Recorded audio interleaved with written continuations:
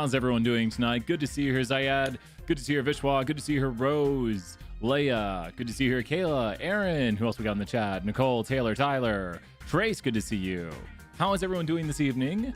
It is time for Kahoot. It's a little bit short of a Kahoot, so I want there to be as many questions as possible. I just got random things to fidget with around the desk. Just everything I have. Good to see you here, Wally. Good to see you here, Nico. Hey, Brad, Saxon, Ryan. Good to see you here, everybody.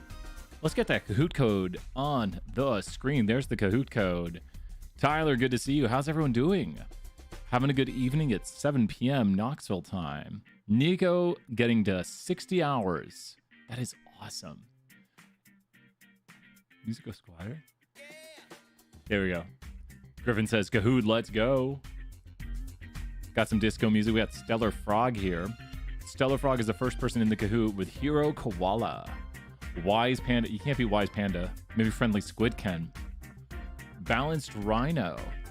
Perfectly balanced, as all things should be. It's like quote 9 or something. Cullen gave us that quote. Is it quote 9? We'll see if I'm right on it being quote 9. What's your favorite quote? Choose your favorite quote now and let Mewbot. Mewbot says F in the chat. I should know what quote it is. Is it quote 10? Taylor, good to see you. Nico joins in with a little F in the chat right there. Quote 42. I love the pogs. Girl Boston right there from 320 last semester. First quote of the semester. I sometimes forget to feel that I'm Neville. I am Brian, man. Quote 93. That might be Raiden's Tidy Brian.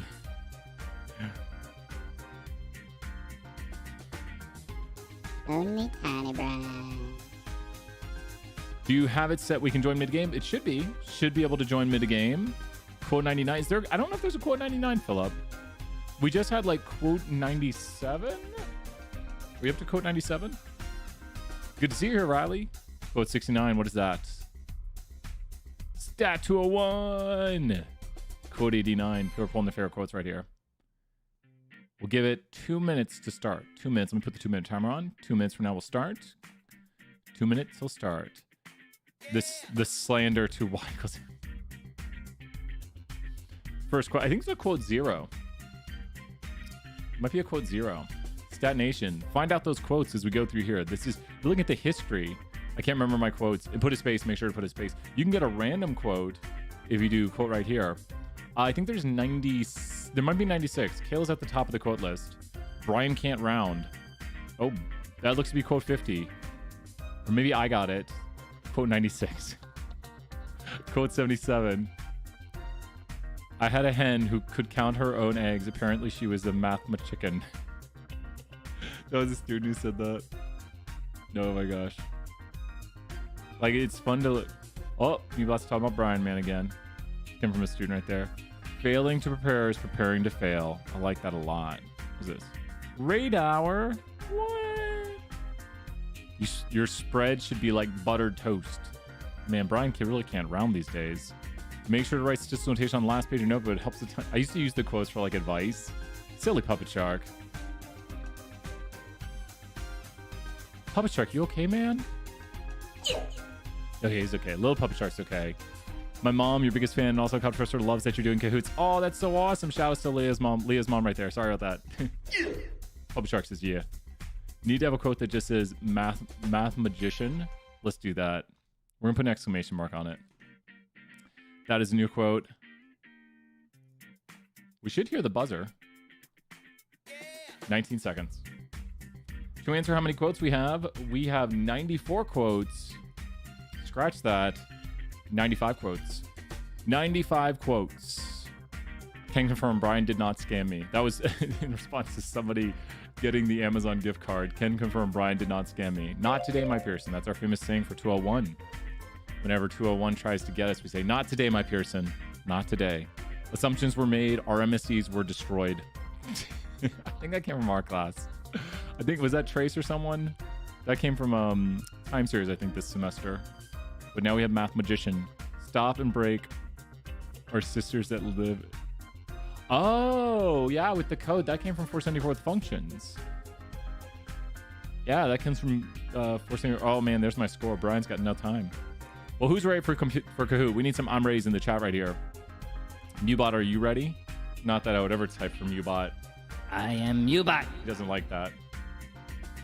Oh my god. Where's Mubot? Here's Mubot. He says, I'm ready. He says, I'm ready. I'm ready. He says, I'm ready. I got to step I go to step with my life advice. Life advice with Brian. Let's get started here on some Kahoot. Everyone's ready in the chat? Time to Kahoot. Here we go. It is a little shorter of a Kahoot because I will be doing 201 after this, but please ask questions. What is the maximum lift for an item with an original support of 0.04? We covered this a lot in class today. So what is the maximum lift for an item with a support of 0.04? What is the maximum lift? Now, lift is the factor increase to how much we raise the original probability. So this is the original probability of buying an item, like 4% of people buy an item. And then what's the maximum amount we can raise its probability? Well, the maximum it could reach is 100% of people buying the item. So when you think about it, you'd have to times it by, please tell me I didn't get it wrong. Come on, Brian. Yeah, right there, 25. Can anyone show the mathematics in the chat? And let's review some terminology in the chat. Can anyone show the mathematics in the chat for how we obtained this maximum lift right here? What is the mathematics in the chat? Let's throw some 20 points if people know how to get that mathematics. Boom, Aaron's showing it right there. And that's just maximum lift right there. If you wanted to figure out, like, we could do variations on this question. We could ask something like this, which is a little bit different. Let me make it a totally different question. If a product has a lift of 5, an original probability of 10%, what is its new probability? What is its new confidence? If a product has, so support of product A is 10%, lift of product A, or the lift of the rule, we'll put the lift of the rule, which is obtained, is 5, then what is the new confidence in buying the item? And that kind of explains what these terms are. So if you know what the new confidence would be, then you understand what lift is doing. Basically, I would put 0.50 or 50%, 50% or 0.50 either way, because just make sure you understand what the terms mean. Because you can write these equations all day long and just look at equations, but who just thinks when you hear this, it just makes sense? Like if I tell you something, with the rule, the confidence is 80%, but the lift on the rule was 4. So what was the original support? So if I say with the rule, the confidence is 80%, but the lift was 4. So what was the original support of the item? So see if you can just hear it and if it makes sense, because it's no longer mathematics now. It's just communication of ideas. And that's where we want to get to. And we'll put this here in the chat for people wondering. We said the confidence right now, which is the probability after the rule, is equal to 80%, and the lift is equal to 4. And with the lift equal to 4, that means the original probability was raised by a factor of 4, so people are putting 0.2. And the reason they're putting this is because if you raise 0.2 times 4, i.e. lift it by a factor of 4 times itself, you get to 80%. So when you hear the term lift, think it takes the original probability and raises it by this amount. But what if I tell you this? If we have a rule like A, who can interpret in the chat? Last interpretation, be writing these down, be asking questions if you have them. Rule AB has support of, let's say, 30%. What does that mean? Rule AB has support of 30%. The rule AB has a support of 30%. What does that mean? Good market basket stuff right here. We did this a long time ago now. I mean, like, what, 2.5 weeks ago? A long time ago we did this. Thousands of years ago, we did market basket. What does that mean when I say the rule has a support of 30%? 30% of people, close, Brad, close. Let's throw some 20 points, Brad. Good guess right there. Brad, I'm throwing you 50. First answer, always going out on a limb. Not this right here. So people are thinking about confidence. Support is always, if it's support of a rule or support of an item, it's always the percent of people who are buying all of it, or like whatever you're saying the support of. So we're close, and this is a good review. I'm glad I was trying to find something people didn't know, and I did it. False sound effects tonight. So I found something we were a little shaky on. That's the goal of reviewing, is to find those things you don't know. So this is a good thing. All of it, Tyler, great job, Tyler. Some 20 points, Tyler, right there. Notice the person who got the wrong answer got more points. I'm kidding, Tyler. Let's throw you 50 also. It goes to everybody in the chat. 30 of print transactions involve Saxon got right there. 30% of people bought A and B at the same time. Like 30% of the time we see A and B in the cart together. So if we had like 500 transactions, 150 of those transactions would have A and B.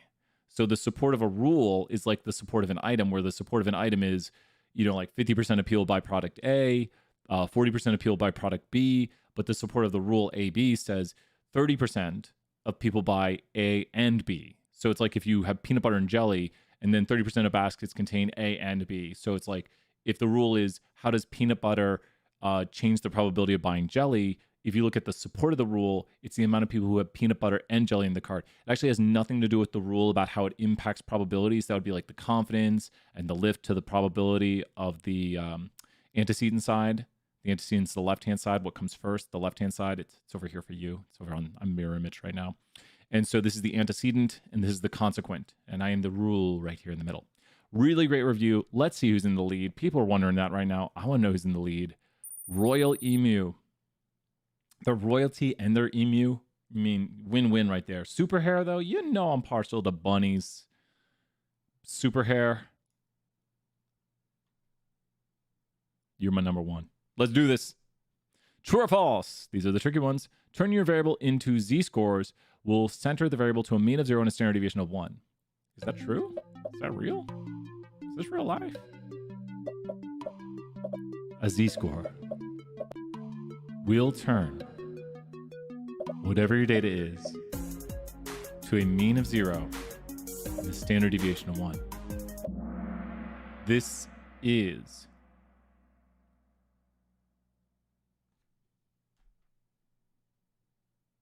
two seconds. Pass, Brian, what'd you do? You should not be running Coots late at night. Turning your variable into z-scores will center the variable to a mean of 0 and a standard deviation of 1.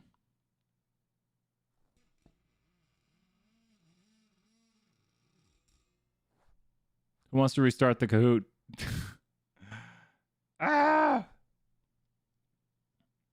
Never edit Kahoots that you already have, because then you'll forget to edit the answer.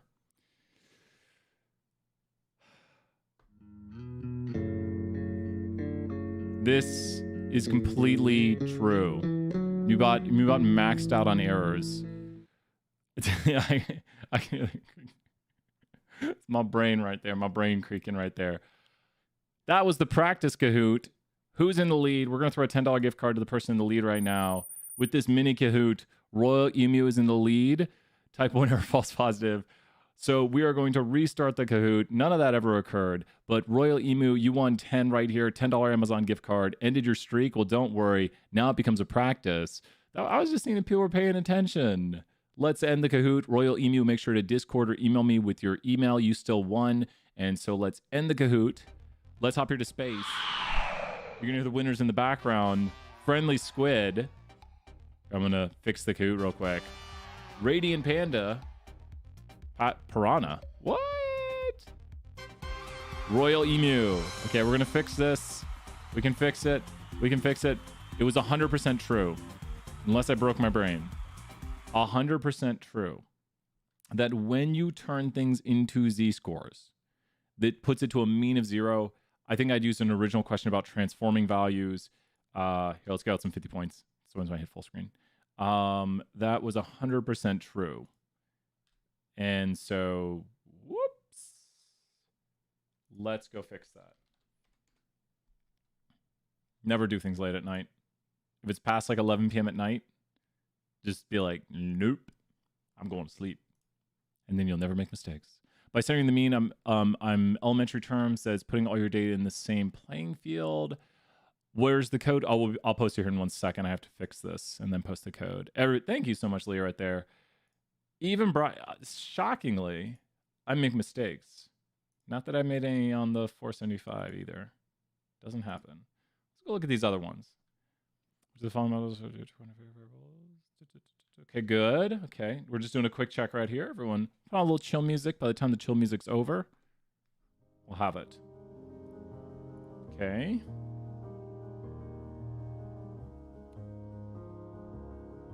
Ooh, what? Oh my gosh, this one's wrong. Wow, okay. Okay. Brian, what are you doing, man? Past Brian is like ruining future Brian. Okay, that's cool. Okay, that's good right here. I like that one a lot. Like that.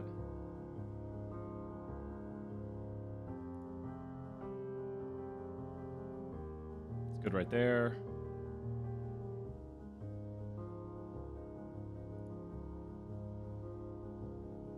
Okay, I think we're good. Let me hit done. Let me save it. I only have current time Brian to blame if anything's wrong. Awesome. Well, let's... What? I did like a weird thing. Oh, test the Kahoot. That's weird. Okay. Here we go. Let's throw out some more points. Mohammed Rudon, great. Thank you so much. How many questions? 12 questions. Perfect amount of time to do it. Have a 201 Kahoot after this. And you are welcome to join in the 201 Kahoot. So you can always join in those 201 Kahoots. If you do end up winning it, I do give an additional prize out. But if you want to go review your 201 knowledge after this, hop on in. Okay, so be quick. We're going to start the Kahoot right here. Stress, not going to lie. I think we're all stressed. I think we're all ready, all relaxing, or, you know, we'll have a nice weekend. We'll all just be like, you know, it's the weekend. Let's take a deep breath here. Weekend's almost here. We'll have some piano tomorrow.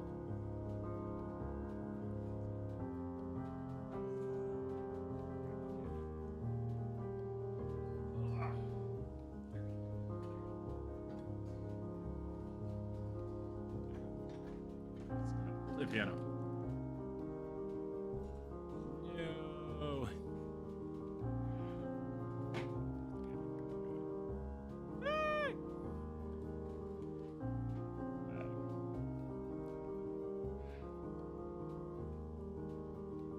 28 hours left. I gotta be careful with my piano over there. Gotta hook it in with the MIDI cord. Thanks. It's a Casio Go Keys. No, what is it? Is it Roland? I remember the brand. It's called Go Keys. So bunny update. Bunnies are doing well. We're gonna introduce them to each other. Everyone's happy to see everyone. Love it. So much positivity. 50 points positivity. Watch this. 100 points. Boop boop. 100 points in the chat. Let's do this. Here we go. In 10 seconds. End of the song. You ready? Let's go ahead. End Kahoot. Things are fixed. So everyone should get this one now. I was just seeing if people are paying attention. Good way to make people understand the material. Just redo it. It's all on purpose. What is the maximum lift of an item with a support of 0.04? Oh my gosh. It's like everyone's going to know the answers now and no one's going to get it wrong. Not a single person will get it wrong. Because it's review, right? Watch this. 100%. The position changes. The position changes. It is randomized. It is randomized. It is randomized. Actually, this morning, not that there was any mistakes. You know, it is randomized. It will randomize where the positions are at. So my structure for making Kahoots is I always put, what's the code again? We'll wait. We'll pause for Nico to get back in. Here's the code down here. And then let's do the true false. I don't think it changes the order of the true false. I did re-click the right true. Let's see. So we should have Nico back in right now. And let's go to who's in the leaderboard. Don't worry. This morning we had a Kahoot that was changing leaderboards every minute or two. Every other question, leaderboard was jumping around. I bet you this one's also going to be one of those. Let's get ready to do some review right here. Here we go. Awesome, Nico. Space Lark in the lead. Do we no bunnies? I'll take Rockstar Goose, though. Here we go with the next question. Remember, true, false coming right up. Here we go. True, false. Turning your variables into z-scores will convert center of the variable to a mean of 0 and a standard deviation of 1. So is that true or false? This one has not changed positions or anything. So surely 100% of people will get this one. Surely 100% of people will get it. Please. Yes. Awesome job. Congratulations. And what will this not do to your variable? See, I've got things I want to say on this. What will this not do to your variable? When you turn things into z-scores, it will not inherently change the structure of the data, i.e. not really do like a box, cox, lambda, or a log. When you turn things into z-scores, it is a sort of this, but it's not really going to change the what. We are so smart. So what is it really not going to change of the data? What does it really not change in the background? Hint, the this. What does it really not change of the data? Any ideas? So the distribution, the shape. Doesn't really change the shape of the distribution. So it's going to have the same sort of, if it was skewed before, it'll still be skewed. So doing a z-score puts everything on the same playing field, which is important. No variables will have like undue weight, but if something's skewed, it'll still be skewed. So outliers could have a strong impact still. So sometimes we do need to do like a log transformation to create more normality, because a lot of things like regression and some other algorithms require more normality. Trees we saw today really don't matter because the trees are just looking at the points between. So it doesn't matter if things are skewed. Those things will just get sectioned off into their own area. So you could do transformations, but then you're talking about transformed values. But when you do a scaling, usually a z-score scaling, that's what I prefer. You're putting everything on the same playing field so that one variable doesn't have an undue impact in your model. Space Lark, it was nice while it lasted. But kind sea lion. Sounds like a leader, like in a Disney movie, the kind sea lion. Will they stay in the lead? Let's find out. Question number 3. Which of the following models would you use to analyze quantitative variables? So we've got a lot of options right here, and we should know what all of these mean. We should know what all of these mean. So if you want to analyze quantitative variables, I'm looking at the right answer and worried. I'm fine. I checked them just a moment ago. We're good. So quantitative variables, and when you're setting up your models, you need to make sure you use certain quantitative or categorical methods to analyze the data. Very importantly, when you analyze quantitative models, one way to do it is with linear regression. So what's going on right here, and these are important things to know, when we talk about regularized, what does regularized mean? Who can explain in the chat if I say regularized logistic regression, regularized linear regression? What are we controlling for? We're adding extra parameters. There's many ways to do regularization. We saw weighted decays today. We also saw the extreme gradient boosting, which has more regularization parameters, but alpha, lambda, and the expand grid exactly. And what the alpha and lambda are controlling, alpha is controlling the mix of your ridge and your lasso, and the lambda most importantly. The lambda is really controlling the weight of the variance. So regularized is going to control like how much information we take. So we're basically saying we don't want to take too much information because then it becomes dependent on the data it was created from. So it's really weird. You penalize yourself for taking information. I mean, such a crazy idea that you don't want to learn as much as you can from your data because then you'll learn too much. And learning too much is a bad thing. It's like, why? Why is learning too much a bad thing? These are maybe like essay questions of sorts. Why is learning too much from your data a bad thing? Like, we just like, let's just go perfectly through the data, If you learn too much, you've probably done this. Because then you're like, it should be exactly this in the future. And then it's not, and you're like, oops, overfitting exactly. It won't generalize, which is overfitting. Great answers right here. I think you'll be fine with the essays if you can talk like this and understand this and explain these concepts. I'm going more towards the essay questions here, which are the hardest thing to help people with because it really requires an understanding. It requires a like, what is overfitting? What is the train used for? What is the validation used for? What is the holdout used for? Let me ask this. What's the point of the training data set? We'll do all three right here. What's the point of the training data set? Great job right there, Ryan. What's the point of the training data set? Why do we have training data? Just think about your training on the data. You're working out on it, just training on that data. It's going to build the model. It's what we learn from. Then what's the point of the validation? We're going to build our model over here. We're going to build different models a lot of times. What's the point of the validation? Why do we have validation? Validation selects your model. So you build a bunch of models, and then you run validation to see if they're good models. Well, then, okay, so we get this validation. So what's the point of the holdout? And just think of it in this order, because this is the pipeline by which we go. So once we get to the holdout, and I just want to throw some 50 points, let's throw 100 points. I just want to say, keep up all these answers. If you're reading people's answers in the chat, if you're following along, if you're writing answers, you're learning. So when we get to the holdout right here, the whole point of the holdout, well, you should, try to use full sentences.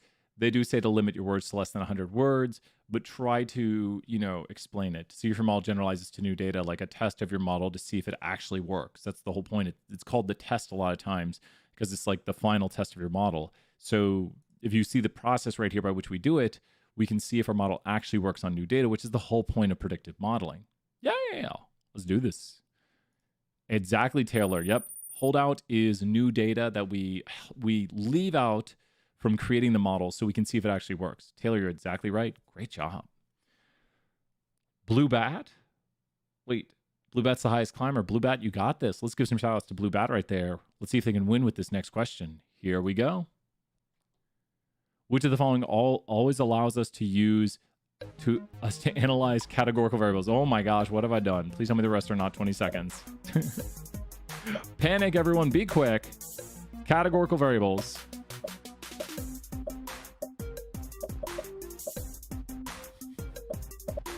Pass, Brian. You better have done all right, man. Right here. Now you might be, and great job, everybody. I was kind of talking about this a lot today in class. The gradient boosted models can use quantitative. Partition models are a general name for all decision trees. Linear regression is 100% quantitative, but I think I gave everyone a little panic attack right there, but we got it. The classification trees are just another name for categorical trees, which are partition models. Does anyone know, 50 points in the chat, does anyone know the name for a quantitative tree? They're not always called these. I'm not the biggest fan, but there's a hint right here. I almost put it on there. I'm trying to think if it's on the test anywhere. Just trying to say everything I can possibly can in case there's a word or two on the test. You're wondering, wait a minute, what's this? What do we call quantitative trees? So we've got classification trees, and what do you think the other trees are called? It's not too crazy of a thing to call them this. Close, Taylor, you're very close. I'll throw you the 50 points. Very close. They're oftentimes called like regression trees. Decision tree is kind of a broad name.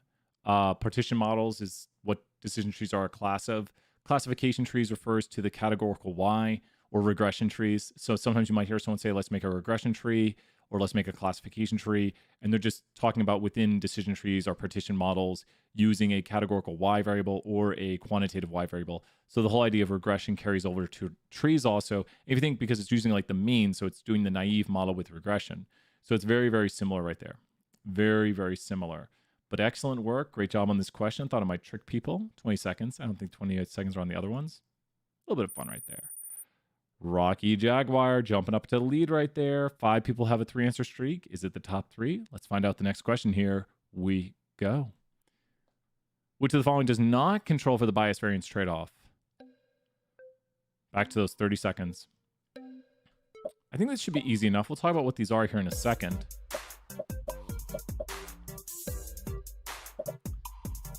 We'll do some review of what these are. We've got here lasso regression. Got here ridge regression, vanilla regression, no chocolate regression, and then GLM net. I don't even know how to say it. GLM net. Generalized linear model elastic net regression. And the one that does not is the vanilla. Now, let's start with what vanilla is. Where'd you learn vanilla regression? Like when we say vanilla regression, we're just talking about regression. And so where'd you learn this? Who knows where you learned vanilla regression? Where you just learned good old vanilla regression. Where'd you first learn that? Hint, it's one of the first things you learn. 320.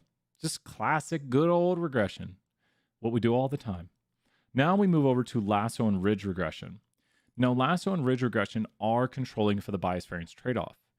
Lasso, hints for later questions, lasso is going to take the absolute value, but ridge has nothing to do with R squared. But I like to think of R squared because it's got the R, which is where you square the coefficients and you take the sum of the squares of the coefficients in the loss function. The loss function is a penalty added to the sums of squared error because in regularized regression, our goal is to not only minimize the error the model makes, which is the what? Put it in the chat. I'm going to pause right here. We want to minimize the error the model takes, which is the sums of the squared error. So we want to minimize that. What is that? What part of the loss function is that? When we minimize the sums of the squared error, we're minimizing the what of the model, which is the only thing this focuses on with vanilla regression. It just focuses on sums of squared error. It's kind of the RMSE. It'll be used as, it could be analogous to that, but speaking in terms of, so, well, the sums of the squared error is how bad the model does. So that is the what. It is residuals. It's error that the model makes when it's the model being fit to the data.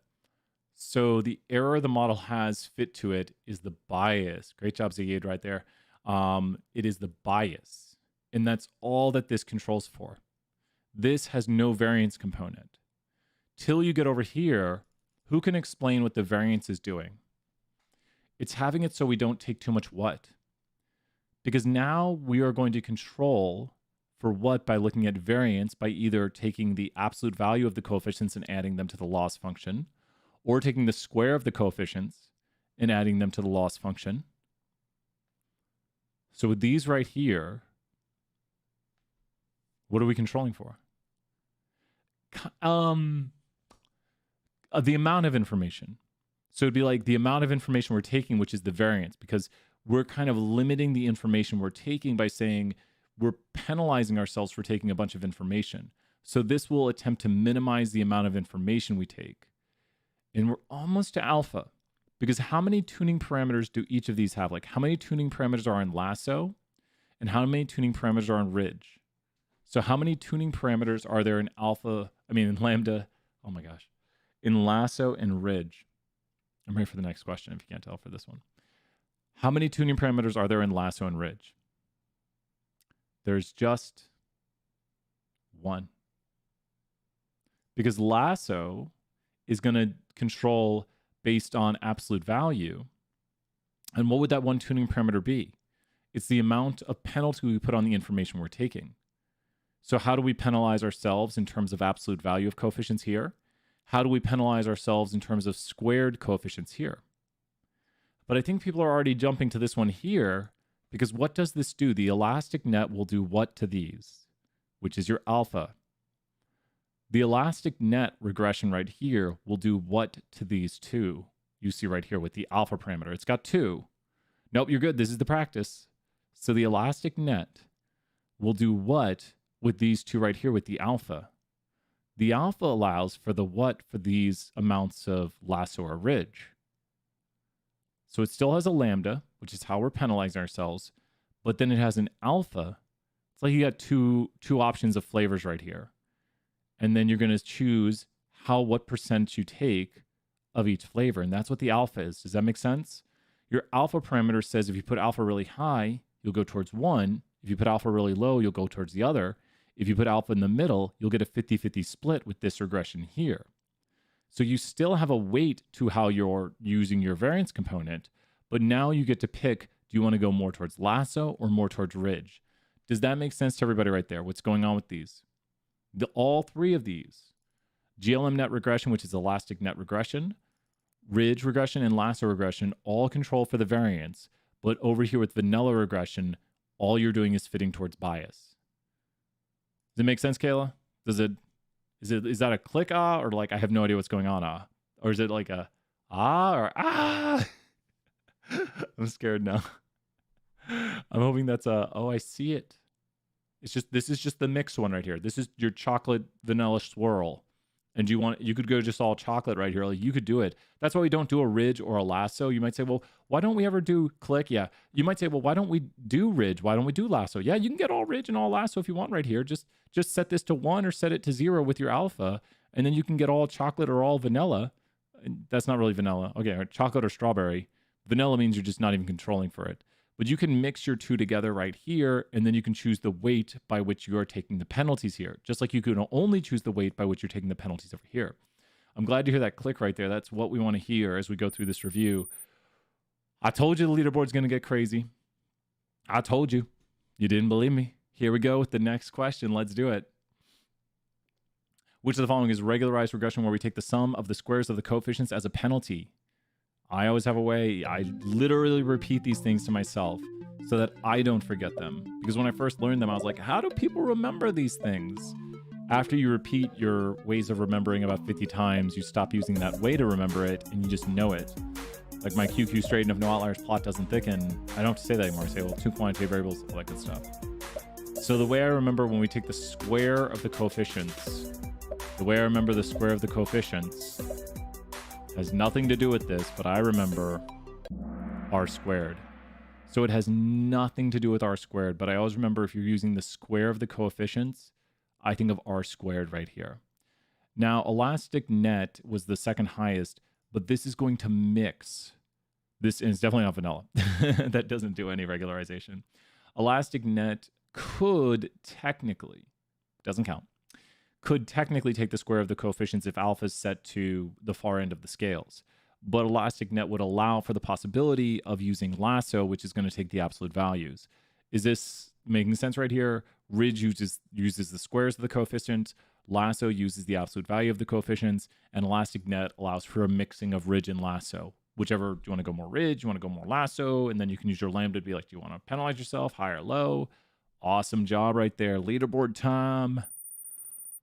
I told you. I want everyone to do this right now. I want you to put what place you are in the chat if you feel comfortable. Put what place you are in the chat. You're welcome right there.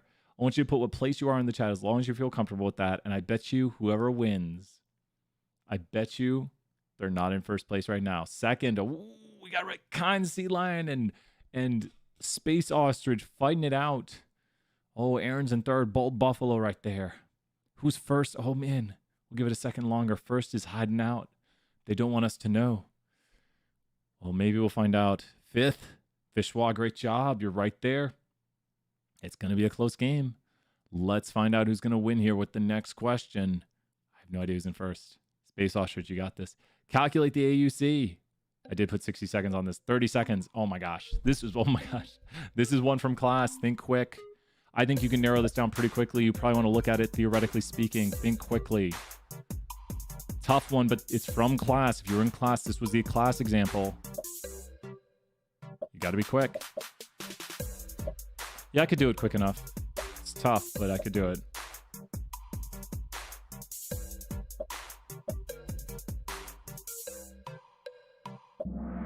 Oh my gosh. Let me ask you this. What does AUC measure? We destroyed everyone with that. We did a few examples of this during class. We destroyed everyone. What does AUC measure? I'm like making sure I didn't make any mistakes. What does AUC measure? This is the class example. What does AUC measure? I should have put 60 seconds on that. What does AUC measure? Everyone missed it. Don't worry. One person got it. Let's see who got it here in a second. What should be first place? What does AUC measure? The AUC gives us a chance that the individual... the AUC is the percent of time that the what? AUC, the percent of time the yes class gets a higher probability than the no class. Exactly, Taylor, right there. AUC, and it's basically how correctly they are ranked. So let me see, because Wesley, that second one is correct. Let me read the first one again. The AUC gives us the chance that the scores of two randomly selected individuals are correctly ranked, I would say.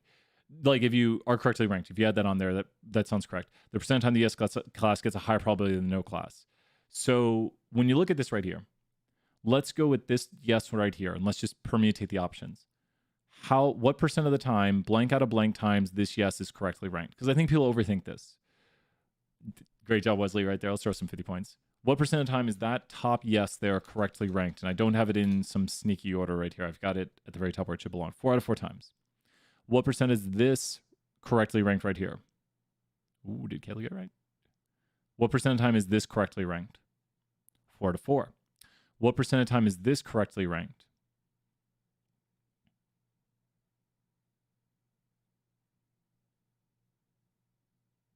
3 out of 4. So if you add these together, and it's not really adding, but if you think about averaging them, what's the quickest thing you can do when you're like averaging or adding them? Since it's all fourths, you could times the bottom by 3, but you're getting what? Which you can see the answer right here. So what's the answer going to be if you have one that's ranked correctly 100% of the time? So you can think about it this way. You have 100% plus 100% plus 75%, and then, whoops, times? No, be 275. 275 11/12. Great job, Ziad, right there. You got it. So that is the correct answer. And there's just a few ways to do about it, thinking through it. But it's important to understand conceptually what this is. And we've done a lot of examples in class. So definitely check that out. And I think just knowing how to do something like this is pretty good.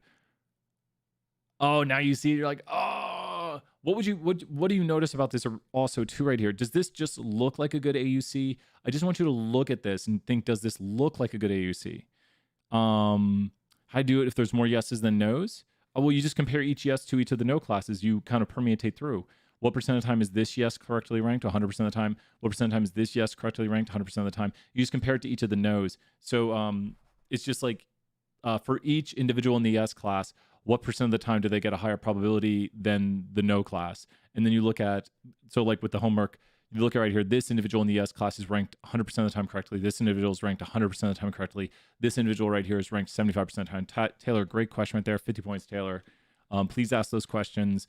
One of the worst things I see in reviews are, I was too afraid to ask questions, or Brian goes quickly. I do go quickly, and I do talk quickly. And that's why I love it when people ask questions. So thank you, Taylor, right there for asking that. Just slow me down. Be like, hey, can you explain it? What's going on? I don't see it yet. And does this look like a good AUC? Does it look like these are correctly ranked pretty well? Yes or no? Does it just look like the yeses are getting higher probabilities than the no? Just visually speaking. Visually speaking, does it look like a lot of the yeses are higher up on the probability? It does. Which means the AUC is going to be closer to what? Just when you think about the maximum AUC possible, like all you have to do is push this yes here and you've reached maximum AUC. So Trace only thinks it's okay. He's just like, yeah, it's okay. And it's going to get closer to 1. Ziad, great job right there. Excellent work. It's going to get closer to 1. And so the closer it is to 1, what's really the worst AUC we should see? Like a random chance guess model. Like it's like, I don't know, you just randomly guess things. The random chance AUC, it's going to look like this. If you make a box, the random chance AUC is going to be half that box. It's kind of the answer, 0.5. The random chance guess model will kind of move across with a yes and no having about the same. You'll get this just 50% probability a lot of times. It's a really bad AUC to get. Does anyone know the accuracy of this model? We should be pretty good at getting accuracy. I know Ziad is just killing it, all those great answers. Let's throw some 50 points out there for Ziad, just throwing out all these amazing answers. Does anyone know the accuracy of this model, which is the classification rate? So what is the accuracy of this model? I'm pausing to think. How many observations? Okay, I got it. Accuracy is when you look at right here, 5/7. Great answer, Ryan. Awesome job. It'd be 5/7 or 8 observations. 1, 2, 3, 4, 5, 6, 7. This would be misclassified here because it has a higher probability, thus higher than 50%. Thus, we would predict it is the yes class. This has a probability below 50%. It would be predicted the no class. These are your two misclassifications right here. So a 2/7 misclassification and a 5/7 correct classifications. Great job, everybody. Oh, Concy Line jumping in the lead. Oh, everyone's going after Concy Line now. Here we go. Next question. What is the reference month of the year? What is the reference month of the year? Do you know how reference variables work? This is a review from earlier this week, I think, on how reference variables work. Whenever you have a categorical X, it'll create reference levels, which are kind of like dummy variables. A little 475 thrown in there. I mean, they are dummy variables. So when you have a reference month of the year, what is your reference month of the year? And the way reference variables work is that the reference is the first. Alphabetically speaking, I should say that, not the first. That's first right there. Alphabetically speaking, the reference is the first alphabetical thing. So what's the reference day? Who knows what the reference day is? Like your model doesn't care about, it doesn't know if Monday's the first day of the week. Yeah, that's correct. Sunday's not the first day of the week. 320 throwback right here. Yep. Friday, just Ziad killing it. Just awesome. Trace and Kayla and Harold. Harold, I'm going to get your name wrong now. You told me I got it right, and I'm just always going to get it wrong. I don't know. I'm still fine, right? Great job. Everyone's doing an amazing job. Let's see right here. Next question.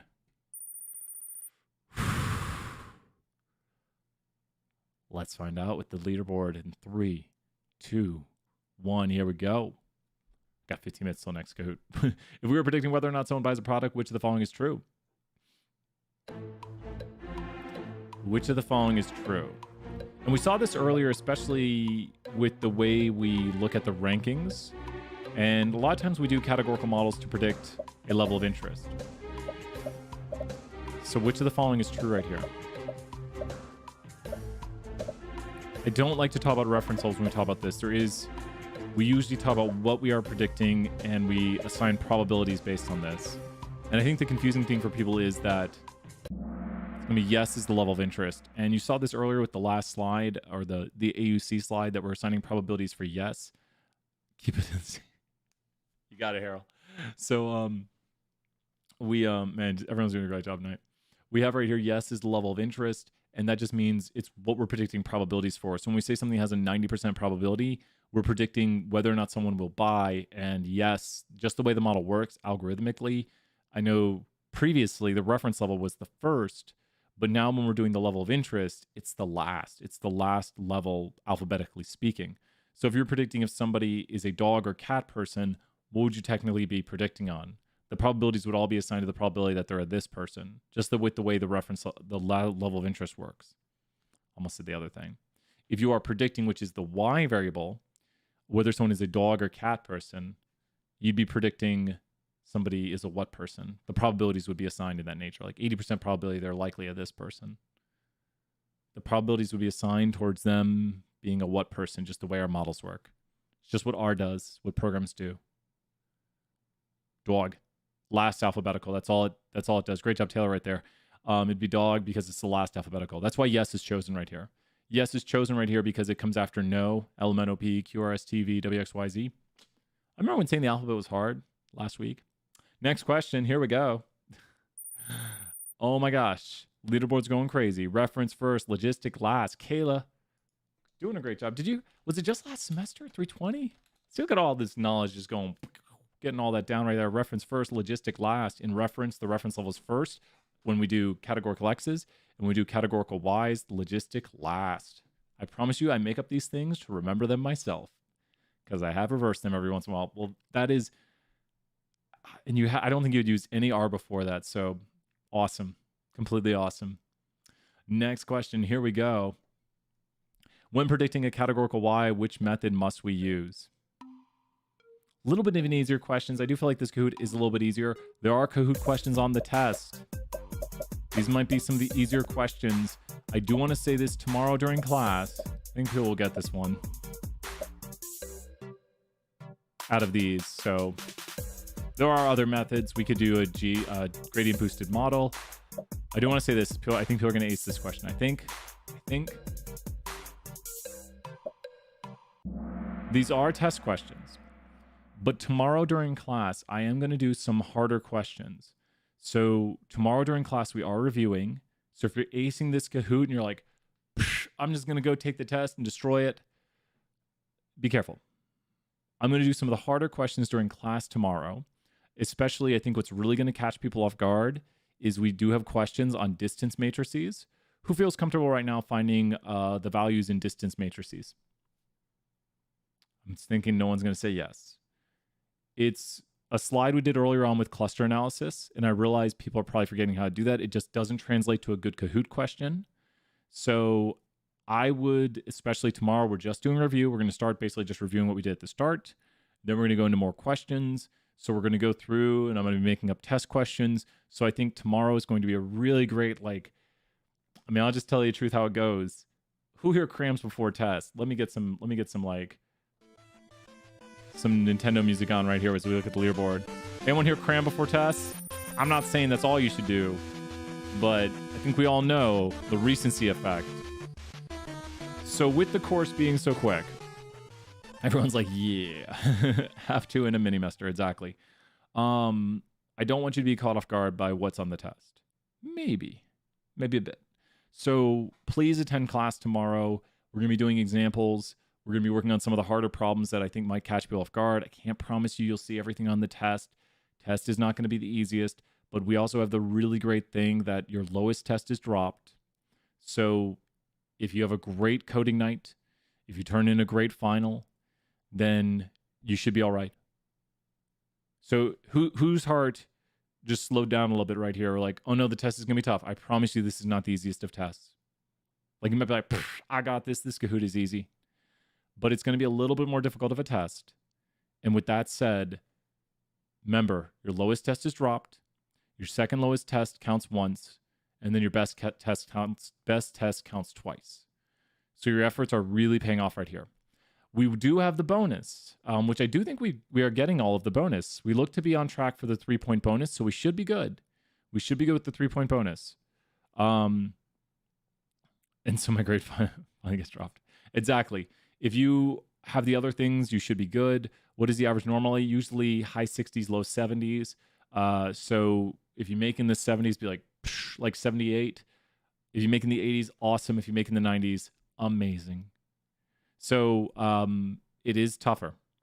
And just take your time, use your cheat sheet, and let me know if you have any questions or if anything goes crazy. I think I'll be spending most of my effort on the take-home and less on the respondents. That's totally fine. And I have encouraged one person who told me they were going to do that. I was like, just, maybe they'll be learning while doing the take-home. So use your time as you feel wisely. And yeah, like everyone's like, respondents, whatever. And so I will be computing grades. I'll send out an announcement when grades are computed, so just wait because you'll probably be getting updates. The 3-point bonus for the final is from the T-Invoice. Correct. Yep. T-Invoice. Do that T-Invoice. It helps me understand what people think about the class, and thus I can make adjustments and help out where needed. Oh, wait, it's the next question. Go ahead, quick. Next question. I thought we were on the leaderboard. We were. AIC measures what? It is for the respondus. The points are for the respondus. That's the harder of the ones. Respondus. I feel like, Brian, you clicked the questions so quickly. What is the AIC? This is from Akaike's information criteria, famous Japanese statistician, mentor to Humphreys Baldwin. Amazing statistician. Wish I could have met the guy. I wasn't into stats back then. I would have been like, wow, nice to meet you. How close our model is to the truth. Exactly. So the AIC is, once again, Akaike's information criterion. And, oh, that's so cool, Rose. Have you told us what you're doing in your internship? I don't remember right now. That's so cool, Rose. I guess you're doing predictive analytics. That's so cool. Yeah. And let me ask you this, Rose, as we go to the leaderboard here and we see who's in the lead. Rose, when you get like work for your internship, do they, and this is why I made the take home this way, do they say, do this, or is it more like you have to walk through the procedures of analyzing the data, looking at it, and there's a lot more questions than there are, like, you're basically like, okay, wait, why does this variable look like this? What's going on with this right here? How was this collected? And then you have to like go and talk to people. Anytime I've had to work with data, you run into more questions than a doctor will be handing me his raw data and have me make a presentation for a research paper. Wow. And I'm assuming they don't tell you how to analyze their data, right? Question 1, Rose, do they tell you how to analyze their data? And this is why I made the final project like this. Because I would bet good money they might give you some ideas or they might tell you what they're looking for, but they don't tell you step by step what to do, I'm assuming. Like they don't say, make some this, make some that. Maybe some do. Maybe I'm wrong. I want to hear Rose before we move on here. But that is so cool. A doctor will hand me his raw data and have me make it presentable for a research paper for him. That's so cool. Yeah, and I'm glad this is super similar, like with what you're doing. And I'm hoping you're getting some new skill sets here, learning new things, getting good presentation skills. And especially with 475, we've done a lot. No, absolutely not, as in they don't tell you what to do. So yeah, I think Rose is confirming that you get handed data and they're like, here, analyze this data. And you're like, what do you want? And they're like, to understand this variable. Why are people does what we have here with the diabetes sound like what you might be doing? Like, why do these individuals from this data we collected have diabetes? Like, does that sound like, I'm hoping it does. So Rose, last question here. We'll do the last question on the Kahoot. But does the diabetes data set sound like a data set you're being handed right now for your internship where they're like, I've done it in social sciences at UT and I'll be making a pivot to medical data? Yes, they don't tell you. That's the difference. And it's totally the way it is when you're out there in the real world. People don't tell you how to handle the data, what to do, how to clean it, what's going on with the missingness. It's just, here's data, work with it. And so that's why I made the final project this way. I was considering not doing it. I was like, I'll answer all the questions and I'll tell you what I want, but I'm not going to tell you what to do exactly. So let's see if you can make the presentation. Rose, you just made my day here. So that's awesome. That's last question in 3, 2, 1. Here we go. Got another Kahoot after this. Linear regression does which of the following? What does linear regression do? My old PI project person PI would emailed me a horrendous spreadsheet on Excel and just said work with it. Wish I had this class sooner. Yes. Principal investigator. That's what I was looking for. Principal investigator. Free 500 points. I give out 500 points. What? We will be doing some harder questions tomorrow. If you ever notice me like trying to not block the screen, it's because usually the answer's there. Who won? Let's see who won. Oh no, come back, guy. I'm supposed to announce this. Stellar Zebra. Bronze Sable. And the winner is 11 out of 12. Only one question missed. Kind Sea Lion. Leader of the Disney universe. Woo! Shout outs to Josie and Emily. Trying to think who else to give shout outs to. I forget. There's always one I forget. I'm sorry. So shout outs to them right there. Hope they're having a good evening and everyone had a great fun time. I'll give out 200 points. Trace in second place. Make sure to Discord me the email you want me sending it to. Abby. Josie, Emily, and Abby. Shout outs right there. Oh, okay. I hope they're enjoying their evening. We don't have a good camera for that, unfortunately. Well, the one bunny, he won't let us pick him up. Well, I mean, he will, but he doesn't like being picked up. Morty's not a fan of being picked up. And I'm still learning how to pick up Jen Michael Vincent. Jen Michael Vincent, we need more Jan Michael Vincents in this sector. But Jan Michael Vincent, he's okay with being picked up, except sometimes I don't pick him up right. He gets a little mad at me.